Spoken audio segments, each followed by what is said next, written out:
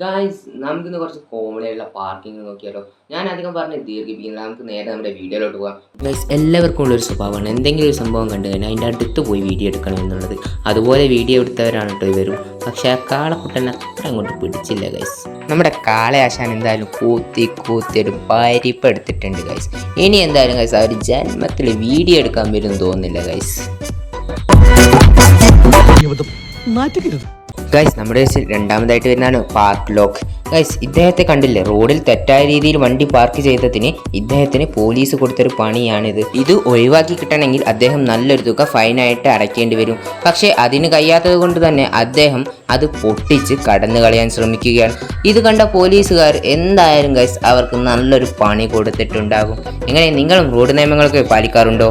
Guys ഇതിൻ്റെ അടുത്ത പാർട്ടിനായിട്ട് നമ്മുടെ ചാനൽ സബ്സ്ക്രൈബ് ചെയ്ത് ആ ബെല്ലൈക്കൻ കൂടി ഒന്ന് എനേബിൾ ചെയ്ത് വെക്കുക. പിന്നെ അതോടൊപ്പം തന്നെ വീഡിയോ ഒന്ന് ലൈക്ക് ചെയ്യാനും മറക്കരുത്.